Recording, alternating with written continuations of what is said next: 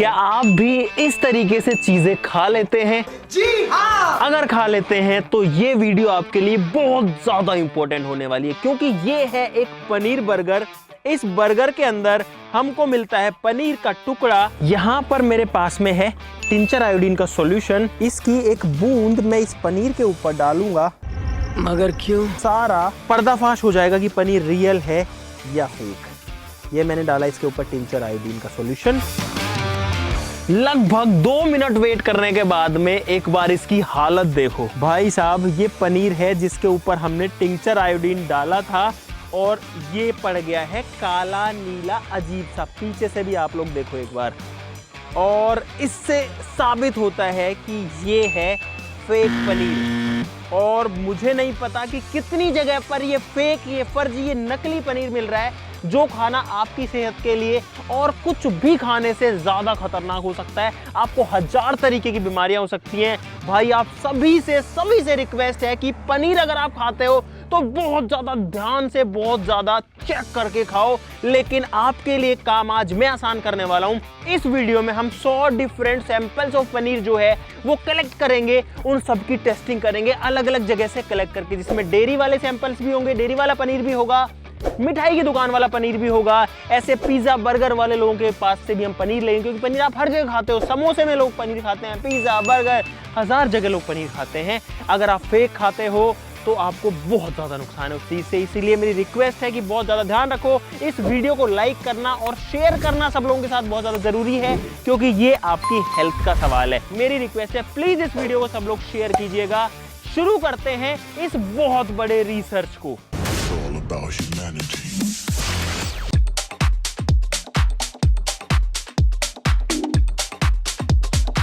भाई साहब मैं तो शॉक्ड हो गया पहला ही सैंपल जो है उसको फर्जी देख के, क्योंकि भाई दिल टूट गया मेरा, क्योंकि मुझे पनीर बहुत पसंद है। अब डर ये लग रहा है कि अगले 100 सैंपल्स में से कितने फर्जी निकलेंगे।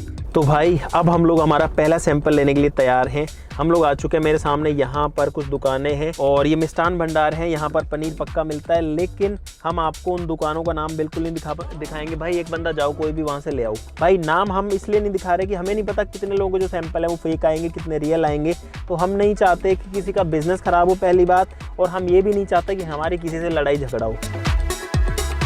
अगर ये वाला खराब हुआ ना, मैं हमेशा इसके पास ही लेके जाता हूँ। तो मर जाऊंगा।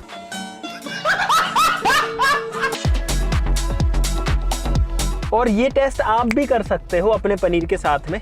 आपको सिर्फ टिंचर आयोडीन का सॉल्यूशन चाहिए, या फिर आप सिंपली बीटाडीन भी यूज कर सकते हो, जिसको अपन घाव पे लगाते हैं। मैंने भी बीटाडीन का यूज किया था। भाई साहब हम अब दूसरी लोकेशन पर आ चुके हैं और अब मैं जा रहा हूँ अगला सैंपल लेने, जो कि है सरस डेयरी, क्योंकि हमको सरस डेयरी का भी चाहिए, अमूल का भी चाहिए, सभी का ही चाहिए। आज से पनीर खाना बंद। मगर क्यों? एक भैंस लेके आऊंगा, अच्छा, उसका दूध निकालूंगा, उससे पनीर बनाऊंगा। समझ गया। यहाँ पे सरस का पनीर भी मिल गया मेरे को, और ये लोकल वाला पनीर भी मिल गया। तो इनके पास 2 तरीके के थे, 2 सैंपल ये हो गए भाई। 1 hour later. भाई हम लोग सैंपल्स लेकर आ चुके हैं। अभी तक कितने करतार के पास हैं? टोटल 8 सैंपल यहाँ पर हैं। 9, 10, 11, 12, 13, 14, 15, 16, 17, 18। शशि अभी लेने गया हुआ है और लगभग 13-14 जो सैंपल्स हैं वो पीछे गाड़ी में रखे हुए हैं। 34 के आसपास सैंपल्स हो चुके हैं। और शशि यहाँ पर कितने मिले? 3। तो भाई अब सारा का सारा पर्दाफाश होने वाला है। चल मोहित जल्दी चल, गाड़ी स्टार्ट कर। और आपको रियल पनीर कैसे बनता है उस चीज का भी पूरा प्रोसेस दिखाएंगे।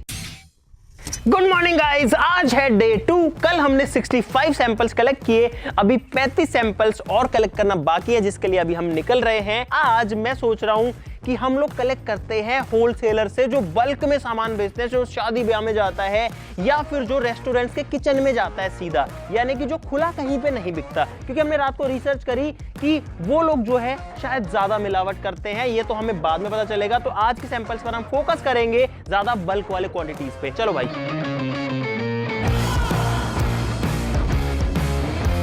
भाई साहब अब हम आ गए हैं दूसरे सिटी के अंदर, जहां पर हम उन लोगों से संपर्क करेंगे जो कि एक तो बल्क में पनीर बेचते हैं, और यहाँ पर कुछ ऐसे सैंपल्स भी मिल पाएंगे जो कि किचन्स में यूज होते हैं सीधा।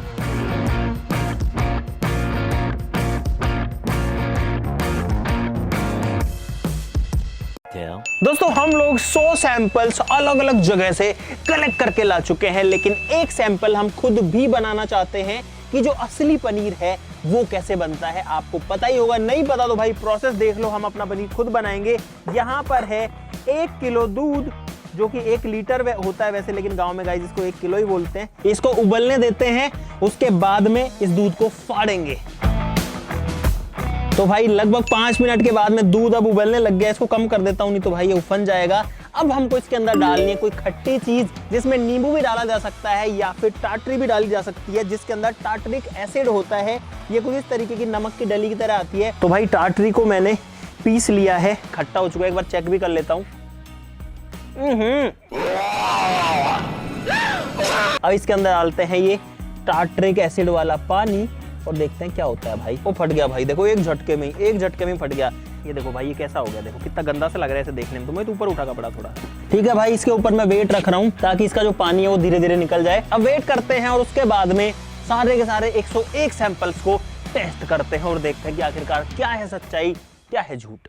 भाई साहब रात के 11 बज चुके हैं। हमको ये प्रोसेस करते करते हमने सारे सैंपल्स कलेक्ट करके उनके पीसेस करके यहाँ पर अरेंज कर लिया। और भाई यहाँ पर है पूरे के पूरे 100 सैंपल्स, 100 नहीं बल्कि 101 सैंपल, क्योंकि एक सैंपल वो है जो कि हमने घर पे बनाया है और इतना सा ही पनीर बना है 1 लीटर दूध से, जो कि गांव वाला दूध था। 1 2 3 से लेकर 10 तक है, इधर ABCD से लेकर J तक है। उसकी लिस्ट यहाँ पर मोहित के पास। हम लोग यूज करेंगे अगेन टिंचर आयोडीन का या फिर बीटाडीन का, हमारे पास दोनों चीजें हैं। तो उसका प्रोसेस ये होता है, और ये जो प्रोसेस है ना, ये FSSAI जो है, जो इंडिया की food safety and standard authority वाली जो इनकी संस्था है, वो इसको रेगुलेट करती है। उसने भी ये टेक्निक बताई है कि आप पनीर का टुकड़ा लो, उस पनीर के टुकड़े को गर्म पानी में डालो और उसको रख के उसके ऊपर टिंचर आयोडीन डालो। अगर टिंचर आयोडीन का कलर नेचुरल रहता है, जो कि येलो होता है, तो वो पनीर ठीक है। अगर उसका कलर जो है वो ब्लू या ग्रे या फिर ब्लैक साइड में जाता है, यानी कलर बिगड़ता है, मतलब पनीर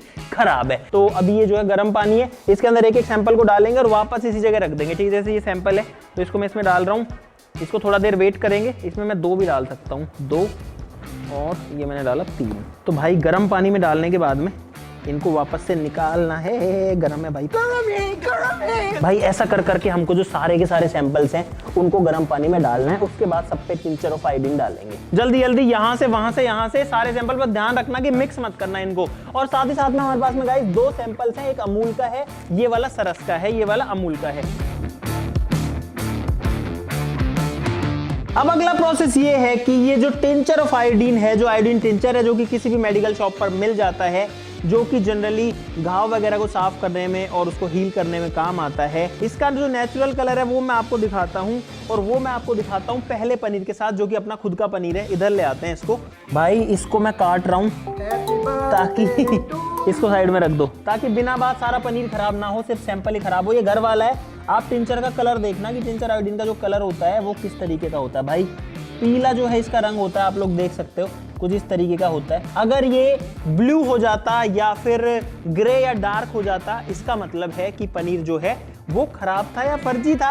हालांकि उसकी भी कुछ क्राइटेरियाज हैं, वो मैं आपको बाद में बताऊंगा। लेकिन होता ये है कि जो टिंचर ऑफ आयोडीन है, इसमें जो आयोडीन है वो रिएक्शन करता है खराब पनीर के अंदर जो स्टार्च है उससे, और स्टार्च से रिएक्शन करते वो जो है उसका कलर चेंज कर देता है। देखते हैं कि किसके अंदर जो है स्टार्च वगैरह हमको मिलेगी, और स्टार्च वगैरह जो है सिंथेटिक पनीर बनाया जा सकता है। तो मैंने डाला पहले पनीर के ऊपर। और गाइस अब भाई मेरे को 100 के 100 सैंपल्स पर डालना पड़ेगा। ये 10 सैंपल में से एक पे भी नहीं है क्या भाई? पहली रो के तो 10 के 10 जो सैंपल है उनमें से किसी भी सैंपल में कुछ भी नहीं हमको ऐसा महसूस हुआ। ये 11वां जो है, जो कि है I1 भी ठीक है। भाई देखो देखो देखो देखो देखो देखो, लुक एट इट। सोचो हम जो 100 सैंपल लाए हैं उसमें से एक सैंपल ऐसा भी है जिस पे ये टिंचर ऑफ आयोडीन डालने पे काला कलूटा हो गया भाई, और कितना ज्यादा काला हो गया भाई ये। इसका मतलब ये है ये बना है फेक चीजों से, ये दूध से बना हुआ पनीर नहीं है भाई, और कोई ना कोई इसको भी खा रहा होगा।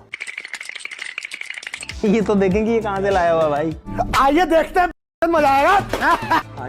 ये है I2। हम आपको नाम तो किसी का कुछ भी नहीं बता सकते कि कौन सा कहां से आ रहा है।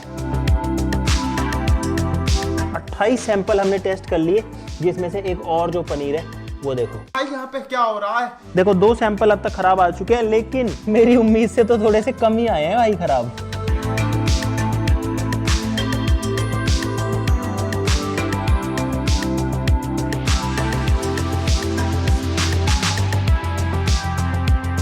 तो भाई सारे सैंपल्स पर हमने टिंचर ऑफ आयोडीन डाल दिया है और आप लोग देखो ये हालत है फिलहाल इन सारे के सारे सैंपल्स की।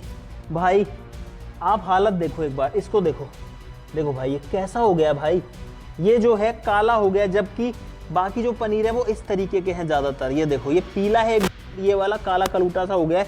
इसका मतलब ये है कि ये सैंपल जो है इसके अंदर मिलावट है, ये सैंपल जो है अच्छा नहीं है। ये तो बहुत ज़्यादा काला हो रखा है। इधर पे आओगे तो 1 2 देखो ये ज़्यादा काला है, ये कम काला है, और एक ये वाला देखो। इसके अलावा बाकी सब में तो ये वाला भी है, ये भी ब्लैक है। सही बताऊं तो मुझे जितनी उम्मीद थी उतने ज़्यादा सैंपल्स तो फेक नहीं है, लेकिन फिर भी इतने ज़्यादा फेक हैं कि ये आपके हेल्थ को बिगाड़ने के लिए बहुत ज़्यादा है।